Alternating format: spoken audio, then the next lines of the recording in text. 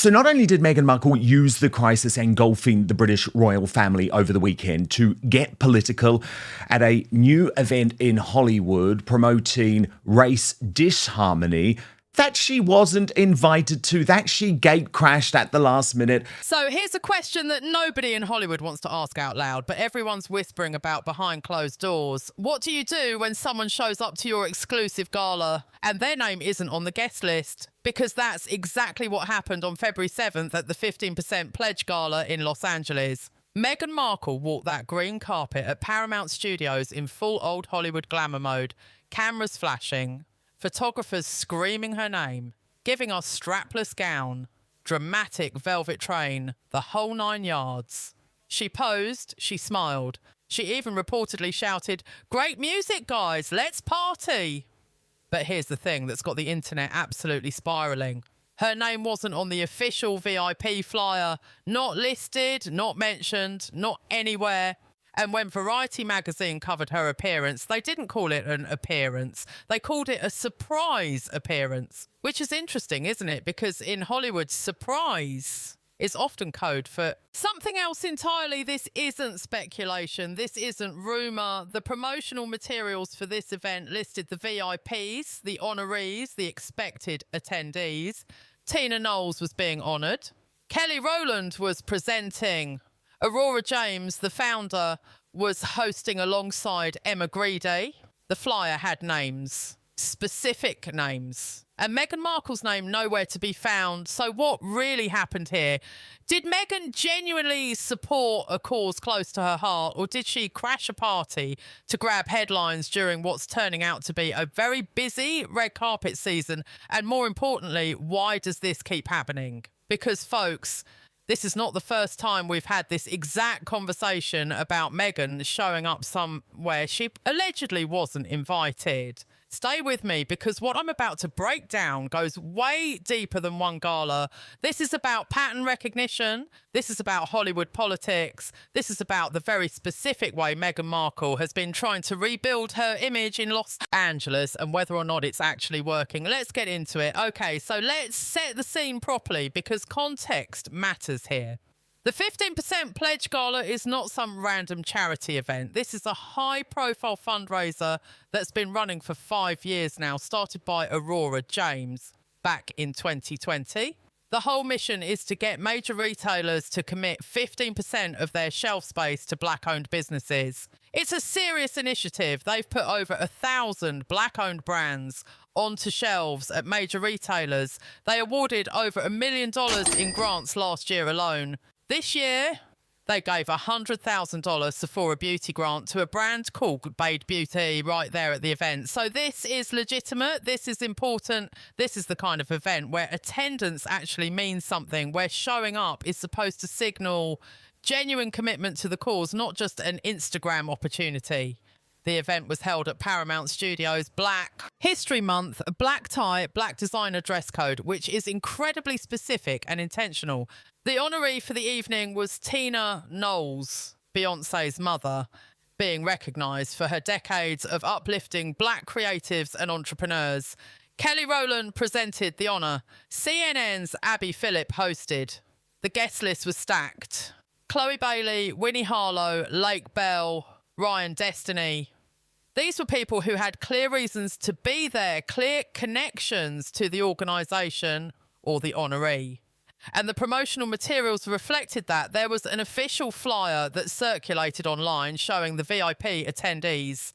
Meghan Markle's name was not on that flyer, and social media noticed immediately, because that's what social media does, right? Someone screenshots the official promotional material, posts it, and within hours, people are comparing it to the red carpet photos that are rolling in.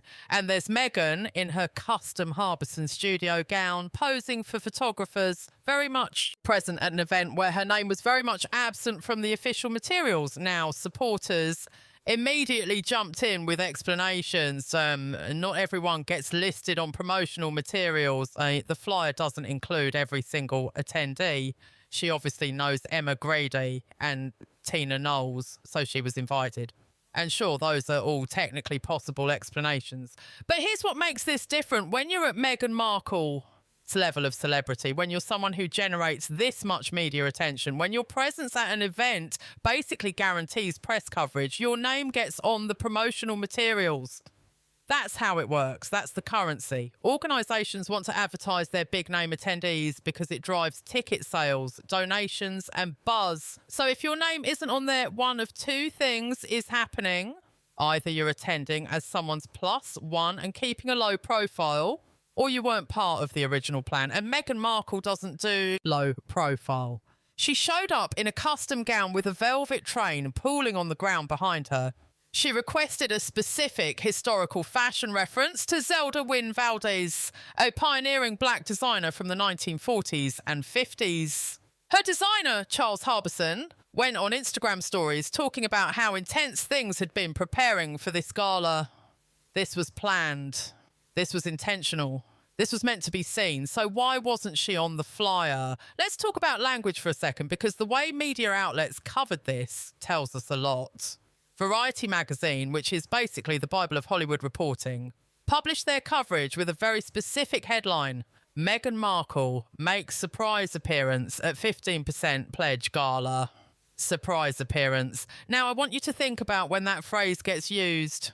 A surprise appearance is what you call it when Taylor Swift shows up unannounced at a fan's wedding. It's what you say when a celebrity drops in on a late night talk show they weren't scheduled for. It's the language of the unexpected, the unplanned, the delightful deviation from the programme.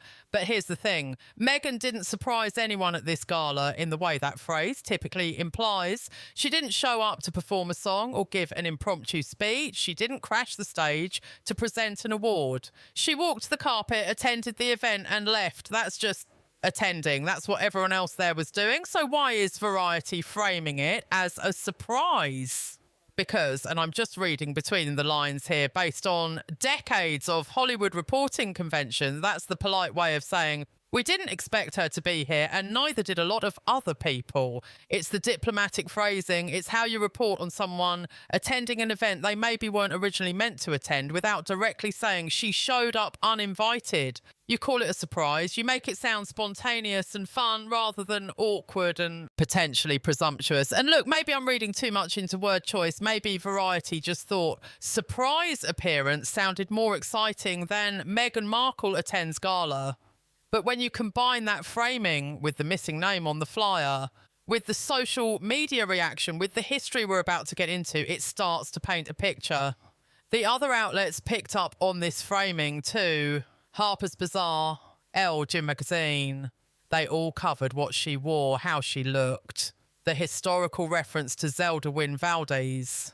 But the actual question of how she ended up there, why she was attending, what her specific connection to the 15% Pledge organisation is beyond general support for black-owned businesses, that context was conspicuously absent from most coverage. It's like everyone agreed to focus on the fashion and avoid the awkward question, but wait, was she actually invited? And that selective coverage is interesting because it suggests that maybe there's a story there that nobody wants to be the first to fully report. Hollywood is a small town dressed up as a big city, and nobody wants to be the outlet that gets frozen out of future Sussex access by asking uncomfortable questions. But the people on social media, they don't have that concern. They're not trying to maintain relationships with Meghan's PR team. Meghan's PR team. So they asked the question directly, did she invite herself again? Again, that's the word that keeps coming up because this is where pattern recognition becomes important. Section 3, the pattern, a history of questionable invitations, 9 to 14:30. Let me take you back to November 2025, just 3 months ago. Kris Jenner's 70th birthday party. Jeff Bezos and Lauren Sanchez are hosting at their $175 million mansion in Los Angeles. James Bond theme, Bruno Mars performing, the absolute A-list of Hollywood in attendance. And who shows up? Meghan and Harry. Here's the problem. They weren't on the official guest list. According to reports from Rob Shooter, who's been covering Hollywood for decades, multiple attendees were confused about who brought the Sussexes. People were literally whispering who invited them. Oprah said she didn't. Kim Kardashian said she didn't. The general consensus seemed to be that everyone assumed someone else had extended the invitation. One source described it as giving mystery plus security breach vibes. Another said Meghan and Harry looked polite but distant and left before Bruno Mars even took the stage. They showed up, smiled, mingled for about 10 minutes and then vanished. Now, does that sound like people who were comfortable being there? Or does that sound like people who realised pretty quickly that maybe they'd overstepped? And here's the thing, there are no photos of them at the party, just arrival photos, which suggests they either didn't stay long or they specifically called paparazzi to photograph their arrival and then ducked out before anyone could question why they were there. That's just 3 months ago. But let's go further back. Remember the Buckingham Palace reception situation in September 2022 after Queen Elizabeth died? There was supposed to be a state reception for world leaders and working members of the royal family the night before the funeral. Harry and Meghan were reportedly invited initially, then uninvited, because the event was being limited to working royals only. But here's where it gets messy. Multiple sources told Page Six that Harry and Meghan only found out they were uninvited by reading about it in the press. They had the invitation. Nobody from the palace actually told them directly that the invitation had been rescinded. They literally found out the same way the public did. Now, you can argue about the palace's handling of that situation, which was admittedly terrible, but it speaks to a broader pattern of confusion and miscommunication around Meghan and Harry's attendance at events. Are they invited? Are they not invited? Did someone's assistant extend an invitation that wasn't authorised? Did they assume they were invited because of adjacent relationships? Then there's the Victoria Beckham 50th birthday party situation. Reports surfaced that Meghan was devastated not to be invited to what was billed as one of the biggest celebrity parties of the year in London. Tom Cruise was there, all the Spice Girls, Salma Hayek, the whole gang. Meghan and Harry, not there. And according to sources, Meghan felt she certainly could have and should have been there, given her past friendship with Victoria. But here's the thing about that situation. If you're not invited to someone's birthday party, being upset about it doesn't change the fact that you weren't invited. And the fact that this became a news story at all suggests that somewhere in Meghan's camp, there was an expectation of inclusion that didn't match reality. Are you starting to see the pattern? Because I'm starting to see the pattern. This is not about one gala. This is about a series of situations over the past few years where Meghan Markle's presence at events has been questioned, where her invitation status has been unclear, where sources close to her have had to defend or explain her attendance after the fact. And each time her supporters say the same thing. She was obviously invited. She knows people there. This is just the media creating drama. And maybe that's true. Maybe every single one of these situations is just unfortunate miscommunication and media overreach. Or maybe there's something else happening here. Maybe there's a desperation to be seen at the right events, to be photographed with the right people, to maintain a certain level of Hollywood visibility, even when the actual invitations aren't materialising the way they used to. Now, let's talk about what Meghan wore to this gala, because the fashion choices here are actually pretty revealing when you understand the context. She showed up in a custom Harbison studio gown, strapless, ivory-coloured, black piping around the sweetheart neckline, fitted silhouette down to the floor, and then the piece de resistance, a black velvet shawl with sleeves that draped down her back and pulled on the ground like a train. Very dramatic. Very old Hollywood, very look at me. According to Charles Harbison, the designer, and Meghan specifically requested a look that would pay homage to Zelda Wynne Valdez. For those who don't know fashion history, Valdez was a groundbreaking black designer in the 1940s and 50s. One of the first black women to open a boutique on Broadway in New York. She designed for Josephine Baker, Ella Fitzgerald, Mae West. Absolute icon. So on paper, this is a thoughtful, historically informed fashion choice for an event celebrating black-owned businesses during Black History Month. It shows research, it shows intentionality, it shows respect for the event's mission. But here's where multiple fashion critics started raising eyebrows. Tom plus Lorenzo, who are probably the most respected fashion critics covering royals and celebrities, pointed out that Meghan's style consistently relies on opera coats and dramatic wraps because, and I'm quoting here, the gown itself isn't particularly interesting or photogenic. They basically said she uses these dramatic outerwear pieces to compensate for gowns that don't photograph well on their own. Red Carpet Fashion Awards was even more direct. They wrote, "There is often something slightly off when it comes to a Meghan, Duchess of Sussex red carpet look, and this custom Harbison studio gown is no exception." They specifically called out the bust fit as awkward and unflattering and said the breaks through the skirt do little to improve the overall effect. Harsh? Maybe. But they're not wrong that there's something about Meghan's red carpet looks that often feels like they're trying too hard while somehow still missing the mark. It's like she's got all the ingredients for a great look, but the execution doesn't quite come together. And then there's the bigger question, why this much effort for a charity gala? Multiple commentators on social media pointed out that the look felt overdressed for the occasion. One Yahoo creator wrote an entire piece asking, was Meghan Markle's old Hollywood look at the 15% Pledge Gala too much? The creator defended the look, arguing that high-profile galas are designed to draw attention and generate media coverage, so dramatic fashion serves the mission. But that defence kind of proves the point, doesn't it? If the purpose of the dramatic fashion is to generate media coverage and attention, then we're acknowledging that this isn't really about quietly supporting a cause. This is about being seen supporting a cause. This is about the photographs, the coverage, the optics of being there, which brings us back to the central question. If you're going to show up to an event specifically to be seen and photographed, to generate buzz and media attention, wouldn't you make absolutely certain you were actually invited?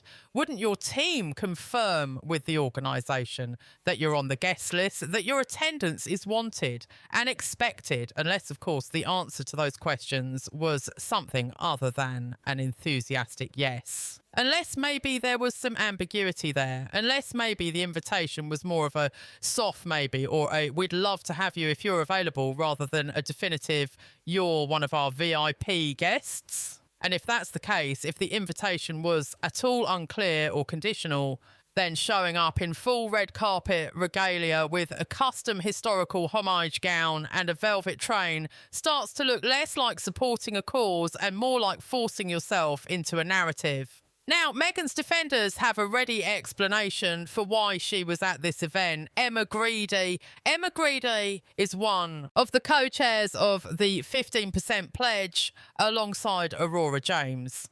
She's a successful entrepreneur, co-founder of Good American with Khloe Kardashian, and she's genuinely close with Meghan.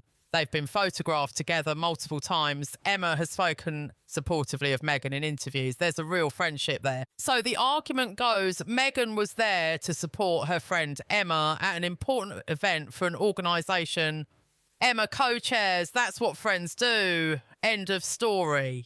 Except, if Emma Grede specifically invited Meghan Markle to attend this gala as her personal guest, why wasn't Meghan's name on the promotional materials? Why was her attendance framed as a surprise by major outlets? Why were there photos of Meghan posing solo on the carpet rather than photos of her with Emma showing a united front? Actually, there is one photo that circulated of Meghan with Emma at the event, but it's interesting what's not there. There's no photo of Meghan with Tina Knowles. Assholes. The honoree. There's no photo of Meghan with Aurora James, the founder and other co-chair. The photo evidence suggests Meghan came stuck close to Emma and didn't really integrate her into the broader event, which again is fine if you're attending as someone's plus one. But the coverage of Meghan's attendance wasn't framed that way. It was framed as Meghan Markle attending the gala, period. Not as Emma Grade's guest, not as a plus one, as her own entity. And therein lies the tension, because if you're going to show up and command that level of attention, if you're going to wear a custom historical homage gown and work the press line and generate all this coverage, then you need to actually be on the guest list in your own right. You need to be there as a VIP, not as someone's guest who's acting like a VIP. Let me put it this way. Imagine you have a friend who's organising a major work event. Your friend says, "Oh, hey, if you want to come support me, you're welcome to attend." And that's different from your friend saying, "You're one of our featured guests and we're promoting your attendance." If you show up to the first situation dressed like you're the guest of honour, taking over the photo opportunities, generating more press coverage than the actual purpose of the event, people are going to think you're overstepping. Even if technically you were invited, the way you're behaving doesn't match the nature of that invitation. And I think that's what happened here. I think Emma Grede probably did say Meghan was welcome to come. I think there probably was some version of an invitation, but I don't think Meghan was supposed to be one of the main attractions of the evening. I don't think the organisation was expecting her to show up in full Hollywood glamour mode and dominate the red carpet coverage. Because here's what actually happened with the media coverage. Most of the headlines were about Meghan's dress, Meghan's look,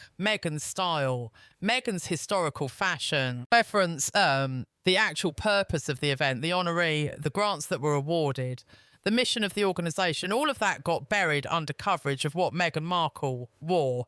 And if I'm Aurora James, the founder of this organisation, or if I'm Tina Knowles, the honoree, I'm looking at that coverage and thinking, wait, this was supposed to be about us. That's the problem with inviting someone of Meghan's profile to your event when they're in the middle of a very obvious image rehabilitation campaign. They will make it about them, whether you want them to or not. Let's zoom out for a second and talk about what Meghan has been trying to do in Hollywood since moving back to California. She and Harry left the royal family in 2020. They moved to Montecito. They signed massive deals with Netflix and Spotify. The plan, ostensibly, was to become content creators, to build a media or empire, to leverage their royal adjacent status into actual Hollywood power. How's that going? Well, the Spotify deal ended early and poorly, with a Spotify executive calling them grifters. The Netflix content has been inconsistent at best. Their Archewell Productions has produced what exactly? A documentary about Harry, a documentary about Polo, not exactly setting the streaming world on fire. Meanwhile, Meghan's been trying to rebuild her Hollywood network. She's been showing up at events, working the red carpet, getting photographed with the right people, because that's how Hollywood works. Visibility equals viability. If you're not being seen at the right places with the right people, you fade from relevance. But here's the problem. Meghan is trying to operate at a level of access and influence that her actual track record doesn't support. She's not a successful producer yet. She's not a proven content creator. She doesn't have a hit show or film to her name. She's not even acting anymore. What she has is name recognition from being royal adjacent and a talent for generating tabloid coverage. That's it. That's the whole resume in terms of Hollywood currency. And Hollywood can smell desperation. They can tell when someone is trying to force their way into spaces they haven't earned access to. It's a town built on hierarchies and who knows who and who can do what for whom. And right now, what can Meghan Markle actually do for the people she's trying to network with?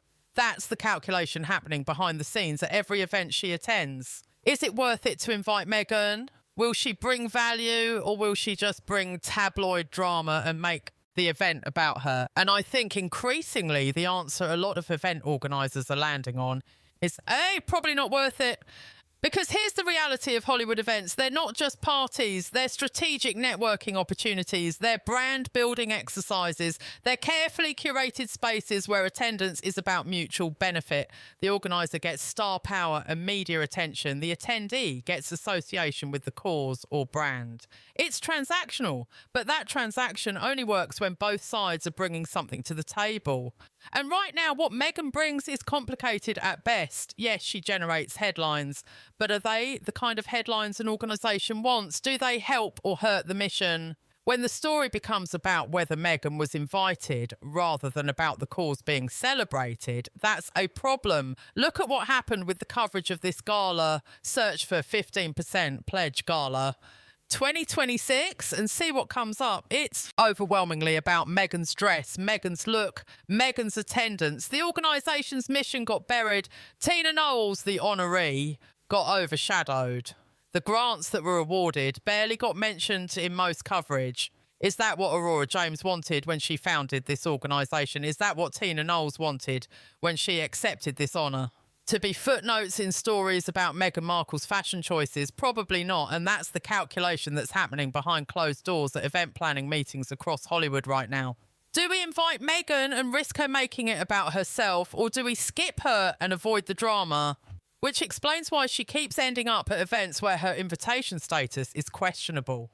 Because the actual definite enthusiastic invitations have dried up. So she's relying on secondary connections, on friends of friends, on the Emma Gredes of the world who can't say no when Meghan asks if she can come support them. It's not that she's completely frozen out of Hollywood.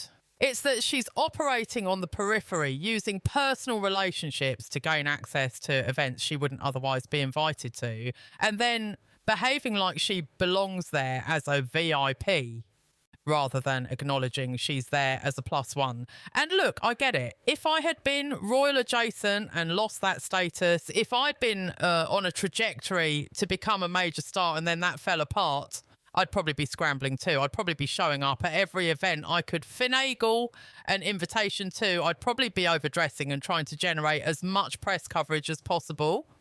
But there's a difference between understanding someone's desperation and excusing the behaviour that desperation produces, because at a certain point, this pattern of showing up at events where you're not really wanted, where your name isn't on the list, where people are confused about who invited you, it stops being understandable and starts being embarrassing. So here's the question that's been dancing around this whole conversation. The thing nobody in mainstream media wants to say directly is Meghan Markle becoming the person who doesn't realise the party is over because there's a type in Hollywood. And everyone knows this person. It's the former star who can't accept that their moment has passed. It's the person who keeps showing up to events they're not really invited to, because admitting they're not invited would mean admitting they're no longer relevant. It's the person who overdresses for every occasion because they're trying to prove they still deserve attention. It's the person whose team has to constantly explain and justify their presence places, because if people actually understood how they got in, it would be awkward for everyone. And I'm not saying Meghan is definitely that person, but I am saying the pattern is starting to look familiar. Think about the timeline. When Meghan was actively royal, she got invited to everything. Events wanted her, designers wanted to dress her, magazines wanted to cover her. She had currency, she had value, she had access. Then she and Harry left. And at first that the invitations probably kept coming because of curiosity, because of the novelty, because people wanted to see what the post-royal Sussexes would be like. But now we're 4 years out from Megxit. The novelty has worn off, the projects haven't materialised, the Hollywood reinvention hasn't happened, and the invitations are drying up. So what do you do when you're accustomed to a certain level of access and that access is evaporating? You find workarounds, you use personal relationships, you show up places where technically maybe you could argue you were invited, even if the invitation wasn't exactly what it appeared to be. And you absolutely do not admit, even to yourself, that maybe you're not wanted the way you used to be. Because that would be devastating. That would mean acknowledging that the plan failed, that the Hollywood dream didn't work out, that leaving the royal family might have been a catastrophic miscalculation in terms of long-term relevance and access. So instead, you keep showing up, you keep overdressing, you keep generating whatever press coverage you can, even if some of that coverage is people questioning why you're there. Because in Hollywood, even negative attention is better than no attention at all. Even being gossiped about for potentially crashing a party is better than not being talked about at all. And I think that's what we're seeing here. I think the 15% Pledge Gala attendance was about visibility, not about genuine passion for the cause. I think it was about being photographed, about generating headlines, headlines about reminding people that Meghan Markle still exists and still shows up to important events. So the cause is secondary, the optics are primary. And if that means leveraging a friendship with Grede to attend an event where you're not really a VIP guest, but you can pretend to be one for the cameras, then that's what you do. If that means commissioning a custom historical homage gown to make your presence seem more thoughtful and intentional than it actually is, then that's what you do. If that means working the press line and generating more coverage than the actual honoree of the event, then that's what you do. Because the alternative is accepting that maybe Hollywood has moved on, that maybe the opportunities you thought would materialise haven't, that maybe you're not the star you believed you would become. And that acceptance would require a level of humility and self-awareness that I'm not sure we've ever seen from Meghan Markle. Look, here's my bottom line on all of this. I don't think Meghan Markle literally crashed the 15% Pledge Gala in the sense of jumping a fence and sneaking in. I think there was probably some version of an invitation, probably through Grede, probably casual and informal. But I do think Meghan took that casual invitation and treated it like she was one of the featured guests of the evening. I do think she showed up with a level of preparation and pageantry that didn't match what was actually expected of her. And I do think her presence generated coverage that overshadowed the actual purpose of the event. Was it intentional? Was it calculated? Or is Meghan just so accustomed to being the centre of attention that she doesn't know how to attend an event any other way? I don't know. Maybe it's both. Maybe the calculation and the genuine inability to be anything other than the main character have merged into something that's both strategic and sad. What I do know is that this pattern keeps repeating. Events where her invitation is questionable, fashion that's criticised as trying too hard, coverage that focuses on her presence rather than the event's purpose, supporters having to explain and defend her attendance after the fact. And at some point, you have to wonder, is this actually working? Is this generating the opportunities she's hoping for, or is this just making her look increasingly desperate to maintain relevance in a town that's already decided to move on? Because Hollywood has a short memory and an even shorter attention span. Today's scandal is tomorrow's forgotten news.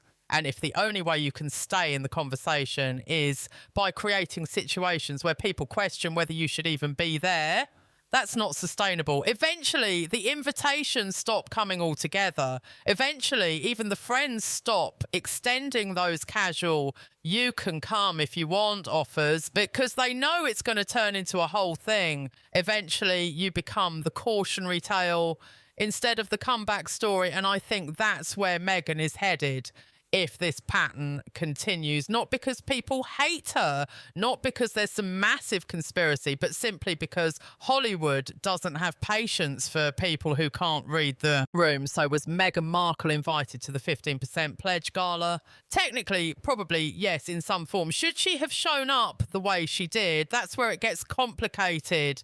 Will this keep happening? Based on the pattern, almost definitely yes. And will it eventually backfire in a way that can't be explained away by her team? I guess we'll find out, but if I had to bet, I'd say we're watching it happen in real time. That's all I've got for you today. Let me know what you think in the comments. Do you think Meghan was genuinely invited or did she overstep? Is this about supporting causes or about staying relevant? And how much longer can this pattern continue before it becomes completely untenable? Drop your thoughts below. And if you made it this far, thank you for watching. I'll see you in the next one.